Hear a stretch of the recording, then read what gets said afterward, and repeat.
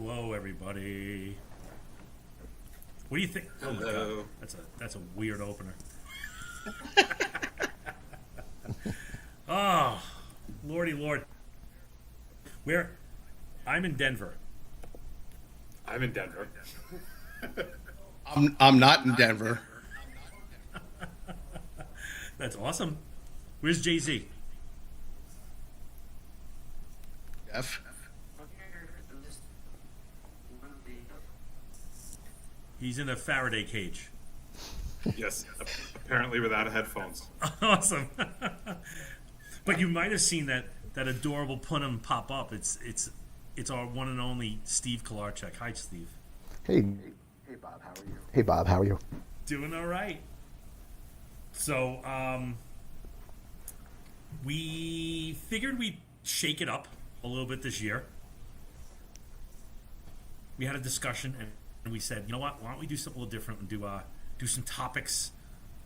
I'm going to do vapor pressure, but not just the regular old school vapor pressure. We could talk about that, and I'd love to hear everybody's discussion about vapor pressure and like what it means to you. But I went a little deeper, and I went a little nerd level. So definitely things that are going to roll some eyes, though. Cool. What else is new? If we could, can I make an announcement? Please. I would like to say that a lot of people don't know this. December 9 years ago, a couple guys walked into a bar about 10 a.m. in Queens after they got off duty from the firehouse, and the Roundtable was born. That's true. I cannot believe that. I know, right, dude? And I don't even know how many freaking pints we had that morning. Holy shit. That is true. That is all true work. Yeah. Anyway, Crazy. 9 years. Salute, fellas. Salute. Salute. Salute. You got to salute. Steve, give us a good salute. There you go. The kids still got it. Awesome. All right. I'm going to start out with a premise that I bring out of classes, and tell me what you guys think about it. Is that vapor pressure is merely the descriptive word of the number of vapor pressure. No, I'm sorry. Wait, let me say that again. That phases is the descriptive word for vapor pressure numbers. Almost say what? I said that if I say solid, liquid, or gas, all I'm doing is describing either a number or a range of numbers for vapor pressure. Yeah, but I think that range is so big. I don't know if that definition actually falls into what you said. Let me. How about this? If I say solid, then I'm saying 0 millimeters mercury. If I say it's a liquid, it's between 0 and 760. And if I say it's a gas, it's over 760 millimeters mercury. So the word is a simple descriptor of a number or a range of numbers. Yeah. Okay. I think that's a big mental shift from people who are used to it being temperature driven, but I think that's because they don't understand what I think you're about to give them, which is how the pressure can affect that. I don't think anyone even thinks of vapor pressure as temperature driven. Oh no! I think It's they like- should. I think they should, but I don't think Absolutely. most people connect the two. I think most people think of the phases as temperature driven because take water, for example, solid, liquid, or vapor just based on its temperature with the vapor pressure going along on that correlation as well. All right. Right. So, are you saying, and I agree with that because I never thought about that point, is that when we say the words, people think about it's temperature driven, but when we say the numbers, they're thinking it's pressure driven. No, I think people think vapor pressure is static. I think, no, and I'm dead serious. Like, I think people legitimately think vapor pressure water, 18 or 25, depending on what instructor they had in hazmat school, and that's the vapor pressure of water. I Right, could 'cause agree in- with that. only because with the least amount of time when I was taught, that's what I thought. It wasn't until I started doing the deep dives and the research and being part of the conversations that I got the broader understanding. Well, for example, like with water, so it boils at 212 unless I'm cooking rice in a pressure cooker, and then it's still a liquid, but above 212. Right. Right. So the thing that I always drive back to is why. Like, why is something have a high vapor pressure or a low vapor pressure? And you can say, well, it's because of boiling points, but it really comes down to Molecular intermolecular interaction. forces.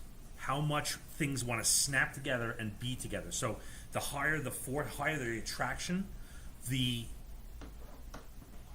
higher the vapor. I'm sorry, the lower the vapor pressure. Low, yes. And then, but then you're Right, so- you really should split that up into polar, non-polar, right? Because that's really where Absolutely. you start to see the difference. You look at methane, and it has a very high vapor pressure, right? It's a way of gas, and all you do is you add a functional group of OH to it, and you have methanol, and it has a vapor pressure that's in the hundreds. So it's Well, that. I like that. Yeah. But it's almost like, this is one of those things where we tell people, hey, listen, here's how it is. And you go, I got it. And they go, great, because I just lied to you, because here's how it really is. You go, oh, shit, that makes more sense. And then you go, I just And lied to you lied again. So, like, when you say something, like, specifically for vapor density, like, you say, okay, you look it up in the NIOSH, where does propane go? And you go, it goes down because it has a vapor density of more than one. And then you go, okay, where does hot propane go? And they go, up. And you're like, there's different laws that supersede other laws.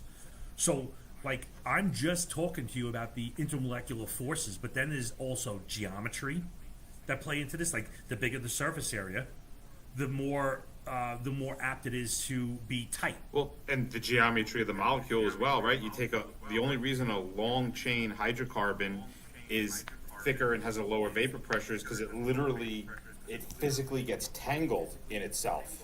It tangles.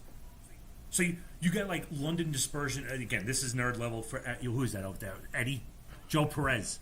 Joe, I'm talking to you, baby.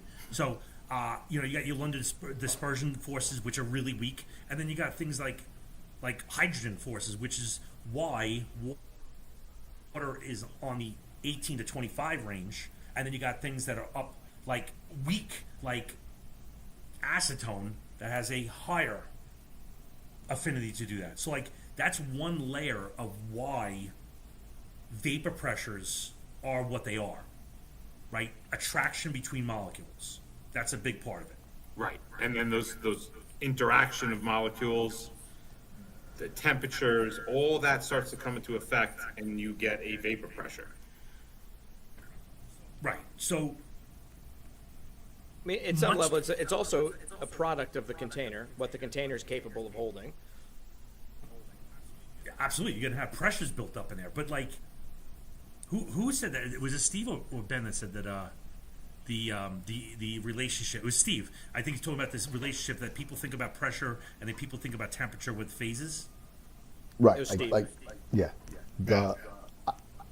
Because you asked, if you say a state of matter, do we automatically assume a vapor pressure?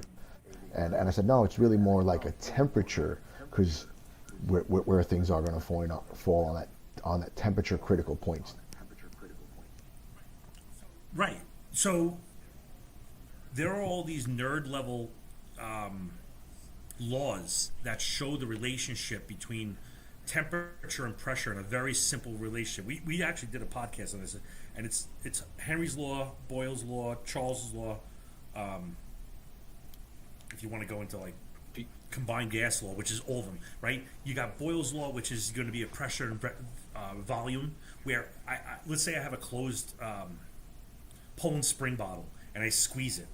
I reduce the volume of it. What happens to pressure? And everybody, by common sense, understands that the pressure goes up. Well, that's Boyle's law, right? And you got Charles' law, which temperature. I take that bottle of water and I put a flamethrower underneath it. What happens to the pressure inside? That's Charles' law, and we all know that the pressure goes up. So there are hardcore chemistry theories, or actually laws that are explained with common sense. And I don't think us as instructors are exploiting that as much. I think we get a little bit scared of the nerd level, and we don't want to talk about it because, like, oh, I can talk about it topically. But you know what the thing is that I don't need to have an innate understanding of, like, Guy Lussac's law. I just have to be able to explain it to them in a analogy with maybe an example, and say, if you're interested in this, go look it up yourself.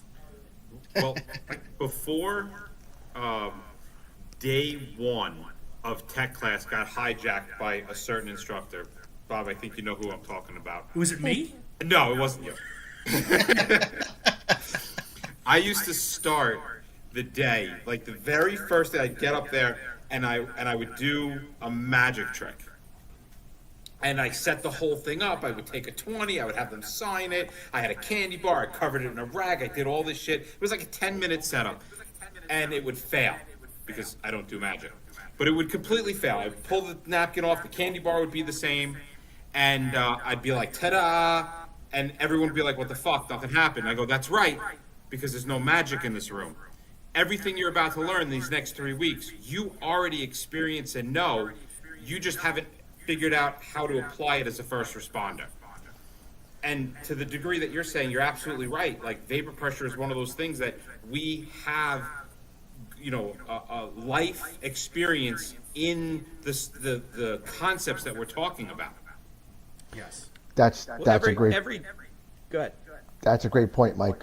When I first started teaching the chemical and physical properties, and even in the technician class, they call us the bravest, but we're certainly not the brightest. When you use a unit of measure like millimeters of mercury to a room full of 5+ year guys on the fire department between 5 and 10 years experience, millimeters of mercury is a unit of measure we're not familiar with. That's like me asking a girl in England, hey, how much do you weigh? And she says, I weigh 15 stone. I don't know if I can pick you up and carry you home. That's not really a useful piece of information for me. I think you can. I think you could probably look at her and figure out if you could pick her up. You can handle it. You can handle it.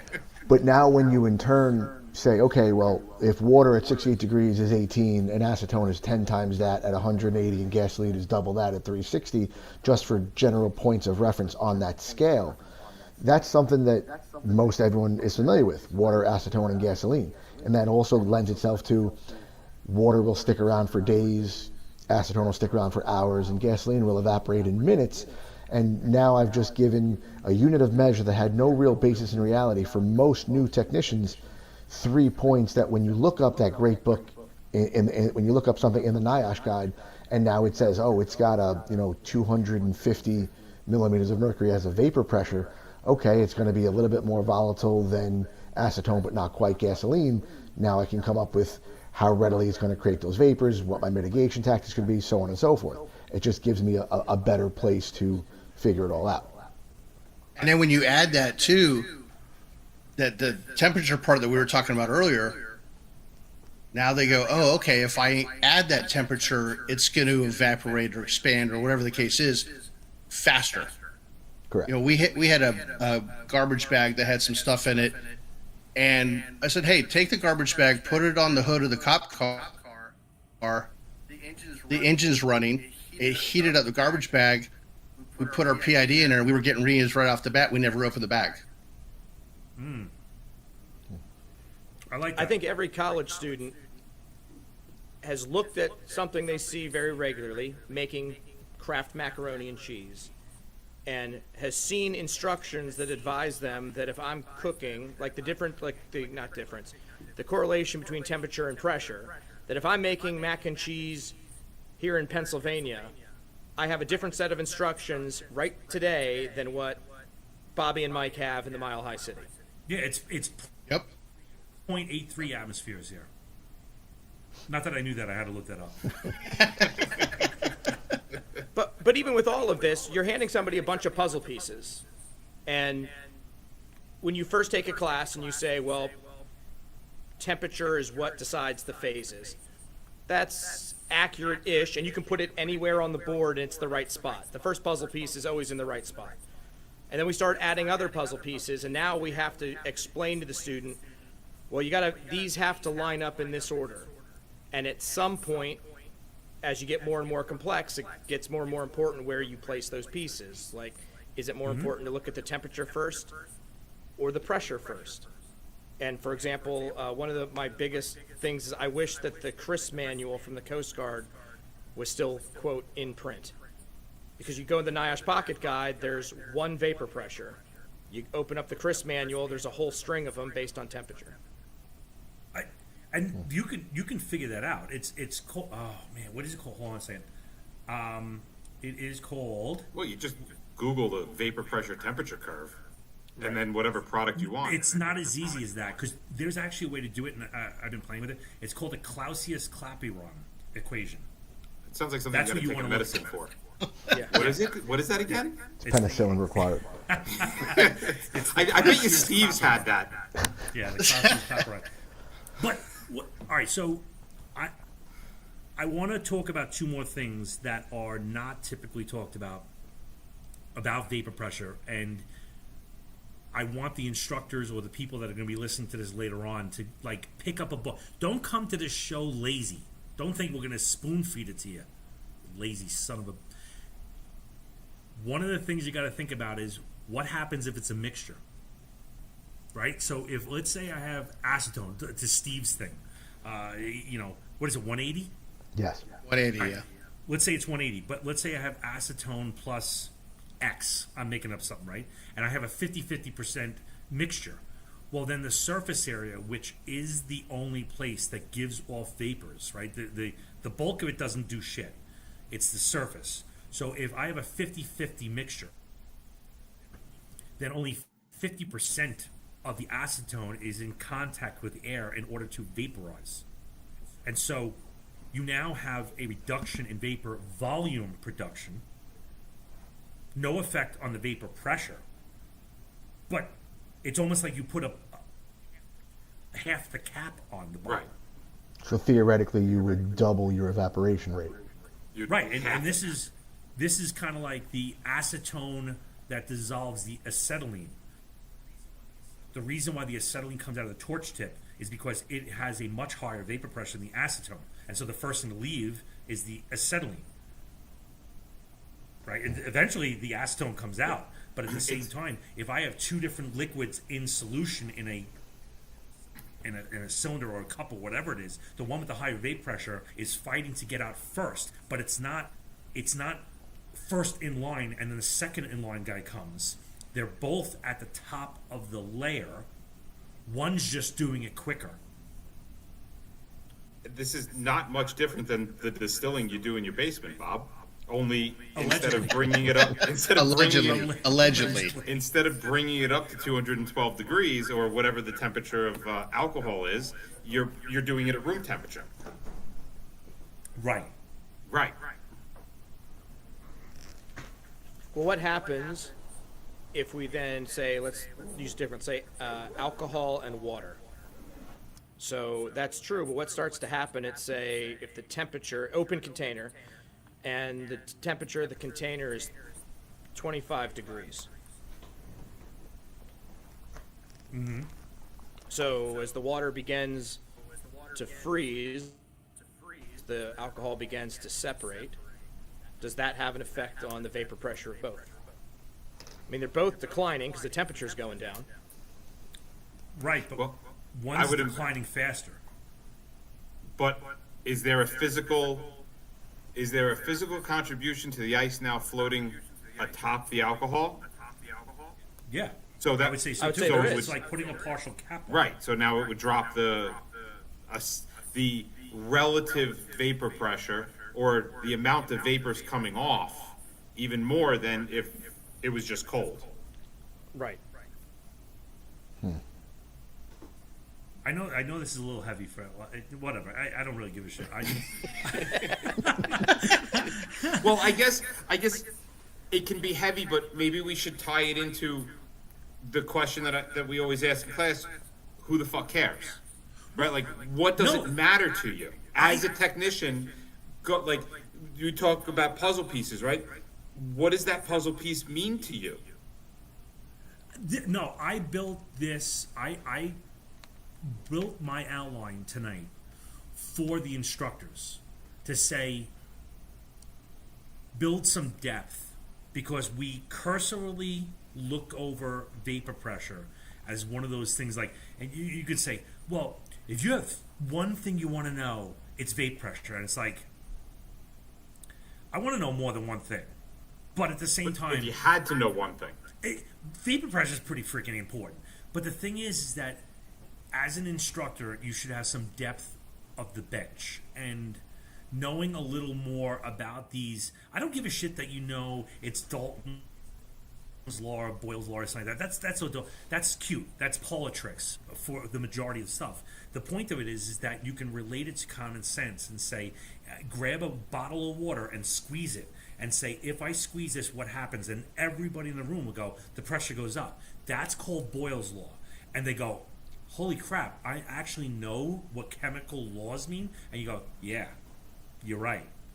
And as you build this class and you start talking to them about container and API and about understanding how containers work and saying, if you just put the cap on it, it doesn't make vapors anymore.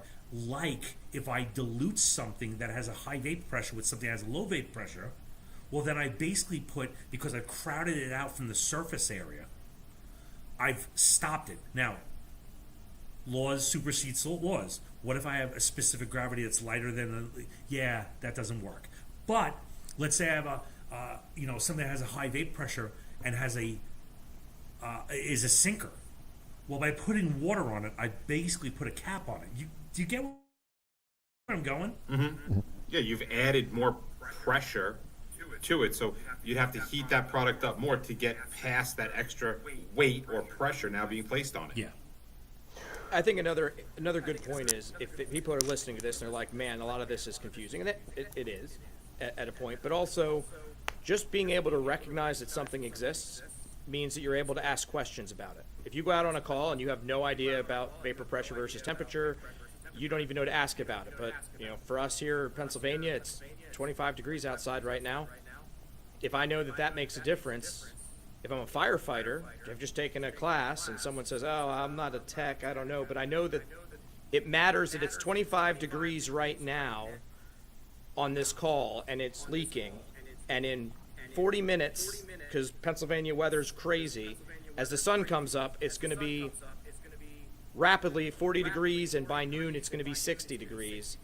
I know that the vapor pressure is going to change, and I at least know enough to call someone and ask. I argue that's a win. Whether or not you truly understand why it matters, just that it's stick it in the back of your mind, you can ask about it. If you have no idea that that's a thing, you'll never ask what happens when the temperature goes up. You'll never make that phone call to be like, it's that black swan. You don't know, you don't know. Right. One last point I'd like to throw out there is that we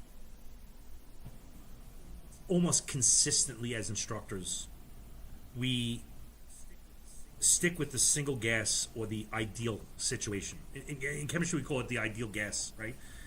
What if it's not the ideal gas, right? What if it's something that's like that would change or deviate from the norm, right? So you can have a deviation that's a positive deviation. You can have a deviation that's a negative deviation. So, for example, if we have, and if you're curious about this concept, look up Raoult's law. Raoult's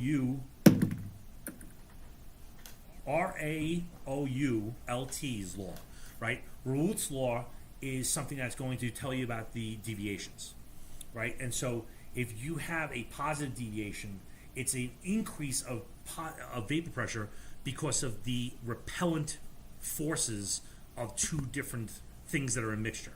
So let's say you have, for example, ethanol and hexane, and I believe Joe right now is talking about dioxane in the group on the side. These two things, a polar and non-polar, much to Mike's point, are repellent, and so therefore you would have a positive deviation. You'd actually have a modifier or a multiplier of vapor pressure because of that mixture. Or you can have a negative, where things love to snap together and therefore are nestled home and they don't want to leave home, and therefore their vapor pressure is depressed. So all I'm communicating out is for instructors out there, or for the guys that are really savvy on this stuff, is explore.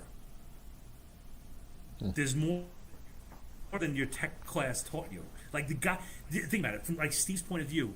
He only had 120 hours with you. You know, like some programs are 40 hours, some programs are 80 hours. They only had 80 hours with you, and that was it. They can't explain all the nuance of one single chemical and physical property, vapor pressure, in 80 hours. It's impossible. It's the minimum standards of hazmat. Oh, don't talk to me about standards, folks. No, I use the term minimum standards. That's what we call an academy. Not standards, but the academy. So the minimum hazmat academy is like the fire academy. You're just getting just a smidge. I actually think I heard it best that all your technician class is teaching you to do is not die on your first hazmat run. That's true. Yep. It's like Proby school. Yeah. Could you please Joe, I address- saw on Facebook, asked something about what happens when you shake a soda bottle. I don't remember exactly, but I think that's the distribution of gas, of the carbon dioxide, that Yeah. kind of lines everything up so it's easy to go out. But I seem to recall that doesn't technically change the pressure inside the container as long as it's sealed, I think. No, it I've doesn't. been wrong No, before. I wish I could have known that. I think it's something about the first bubble being the nucleation Yes. site for the thing. It's kind of like the hyper-saturated sodium acetate hand warmers, where they got the little metal clicker in there, and you click it, and So then it all of a sudden it gets expands. hot, and then you can put it into the hot water, and you can put it in the hot water and reset it. But at the same time, it's the nucleation site for that reaction to happen, and we use that all the time. That sodium acetate thing as a polymerization, but it's really not. It's actually a nucleation. But the point is that that super cold liquid is able to actually go sub-freezing, and then all you do is you give it a flick, like an energy, like the energy of entropy. I always fucked it up. I thought it was enthalpy. Entropy is me. Enthal, Complete chaos. yeah, chaos, right? And enthalpy. God, I always get that wrong. Entropy is the energy of activation, and the enthalpy is the energy of chaos. Is that right? Entropy is chaos. Okay, that enthalpy is the energy of activation, and so you got to think about it. It's like this. It comes in, and there's a hump. If you get over the hump, the reaction happens. But if you don't get over the hump, nothing happens. Could you imagine the world if there was no hump? Shit would be blowing up all over the place. It would have gone to all the potential energy would have reacted a long time ago. We'd be at nothing. Cats chasing dogs, anarchy. I gotta look that up for Joe. The pressure remains the same because vapor pressure is unaffected by Nope. pressure. I can promise you that's not true. That's not It's true. not There's true. a relationship. So here's what happens, and I only know this because I carbonate soda at home, where I will take a water, put it in a soda bottle, hit it with 60 psi of CO2. The vapor space fills up. As the vapor space fills up, and you shake the bottle initially, the carbon dioxide diffuses into the water. Now, since carbon dioxide is partially polar, it is actually embedded into the water, which is why it dissolves into the water. That reduces the pressure. So I can take something that's at 60 psi, the carbon dioxide goes into the water, it reduces the pressure inside the vapor space so much that it actually collapses the bottle. I add more pressure and repeat the cycle over again. when you shake it and do that nucleation, you actually release some of the carbon dioxide into the vapor space and you increase the pressure. I've seen it happen on the gauge. It's not even about the gauge. I've done it with a 1 liter bottle of soda in a 7-Eleven. You take it out of the cooler and you could almost kind of still squeeze a sealed bottle of soda. And then on the way to the counter, you drop it and pick it back up. And now you can't squeeze it because it's just gotten that much firmer. Yes. You had to have increased the pressure inside the bottle. Yep. I like it. I could definitely tell you that vapor pressure is both dependent on pressure and temperature. That's just facts. There's. So I have a question for you, Bob. So vapor pressure is how much the force of that liquid wants to push back against atmospheric pressure. And here at sea level in New York City, we're sitting at 14.7 psi. Now, the vapor pressure doesn't change from chemical to chemical. That stays constant as long as the temperature stays constant. My question would be, so if I take the same acetone here at sea level and I take the same acetone up in Denver, same concentration, same temperature, even though the vapor pressure is the same, if you have less atmospheric pressure, do you have an increased vapor pressure based on where you are?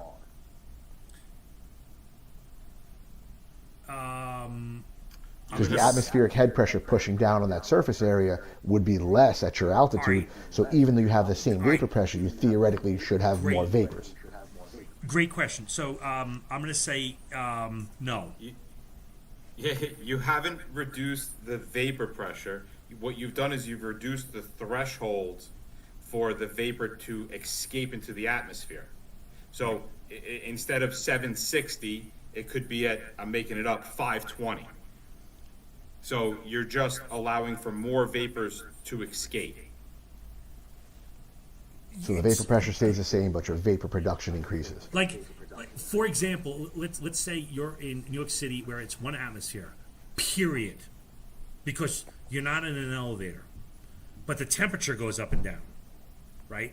Mm-hmm. However, if we go to let's say we keep it's 68 degrees Fahrenheit in New York City, and then we magically appear in Denver at 68 degrees Fahrenheit, we have two different variables that can be changed in order to affect the outcome.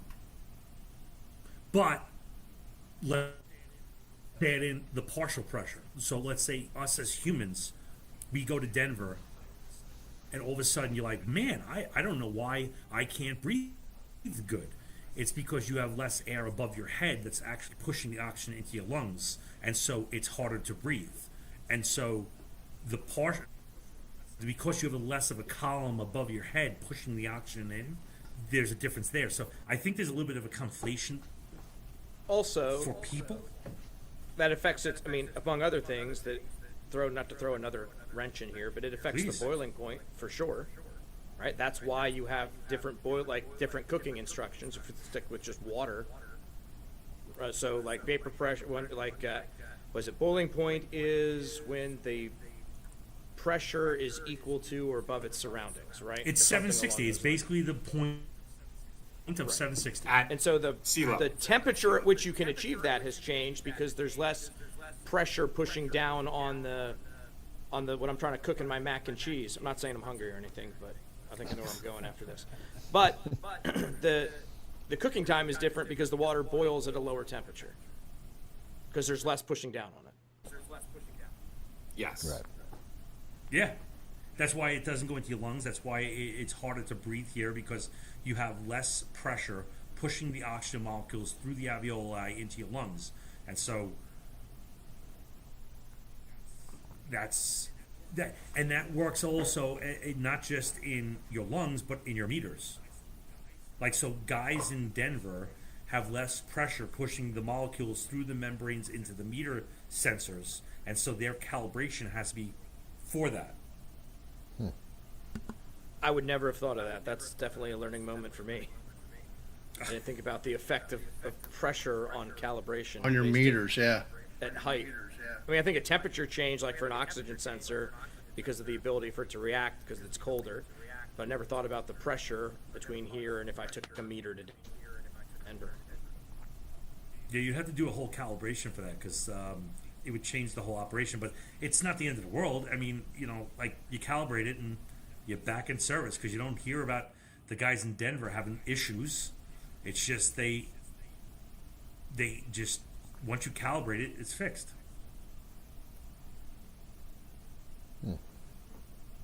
Good stuff.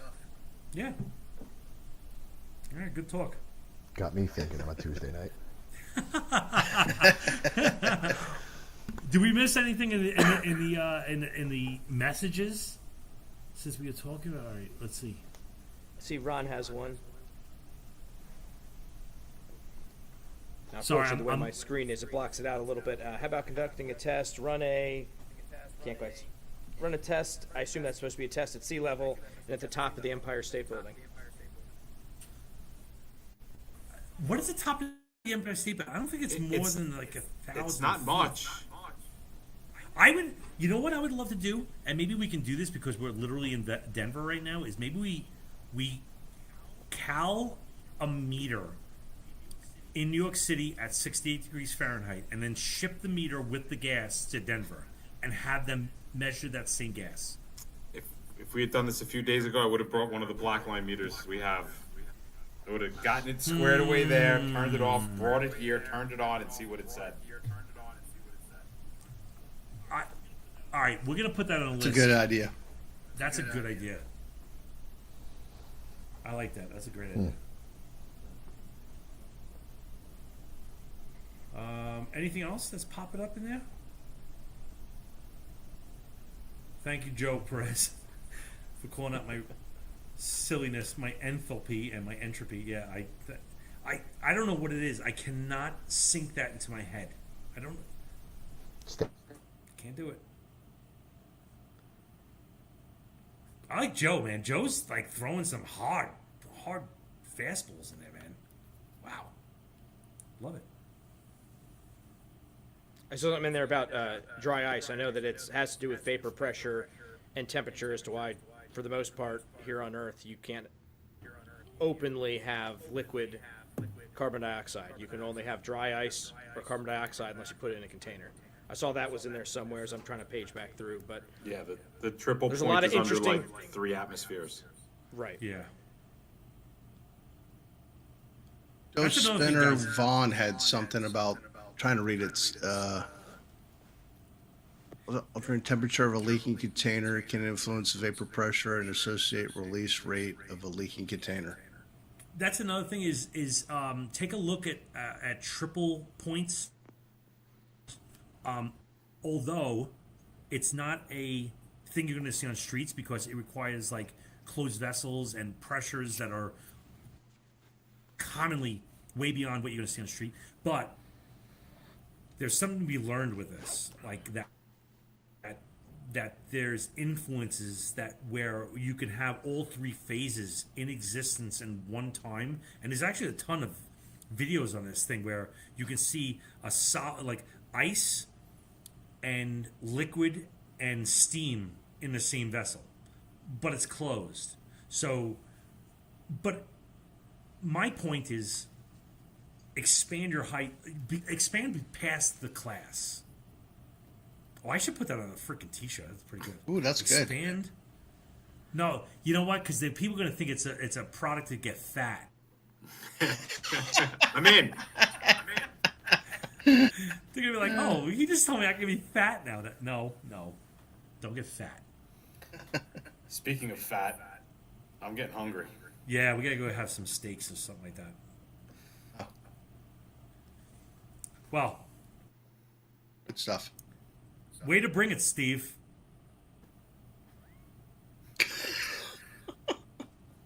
It's a perfect response. I would have done the same thing. I would have said, shut up. You jerk. He's not even on yet. He must have just I think he dumped. punched out. I I think he punched out. He totally got punched hungry. out. he must have had a run. Well, nonetheless. He'll see it later. He'll know. Yeah. Well, I appreciate everybody for coming on. I appreciate everybody for the comments. Let us know if you like the new layout. I'm going to do a little work. Again, this is the first day after the new year. I'm going to probably squeeze us a little bit because I want a little bit more real estate for the chat. I think the chat's important, and I want to hard give to a little read. more space for that. At least for us, it's a little hard to read. Yeah, it's a little tiny. So I'm going to do a little work on fixing this up. This is not a finished product, but if you guys know anybody that wants to sponsor the show, which directly goes to the scholarship that we send every year to at least one or two people to the Baltimore Hazmat Conference in at least 2025, and 2026 we're probably going to be sending a couple of people to the Southernmost Hazmat Conference in 2026 in the Key West, Florida, which doesn't suck at all. We're going to try to get those things squared away, but like, you know, help us help you. If somebody wants to sponsor, get the name out there. They have a product. They have a service. They have a club, and they want to throw a couple bucks. It's a affordable thing. Let us know, and that's it. And there Bob, you go. Ben, Mike, Yeah. you guys suck. Good deal. And next week, next month, we're gonna have a new topic. I don't know what it is exactly, but me and Mike will not be on. But we will have 3 special guests, and they are incredibly good with this stuff. So we're trying to change it up. We're trying to bring in a lot of different voices and see what's out there. But this is the flavor, and if you have anybody that you think might be good for the show, send it to us. You can send it to me at bob@thehazmatguys.com and let me know the name or advertiser or whatever it is, and I will distribute as necessary. Oh boy, next month's gonna go off the rails. Pretty Be much, fun. yeah. Good time. It's gonna be great. Amazing. So that's it. I say this every month. See you next Tuesday, but we're really not seeing next Tuesday. Why not? Oh, it's back. Oh, was that a Steve? Steve's back. I just heard him. Good for you. It's the craziest thing in the world, this whole internet thing. It comes and goes. Nothing here works. That's all we need, Steve. Thank you so much for the closing. It's beautiful. Love you, buddies.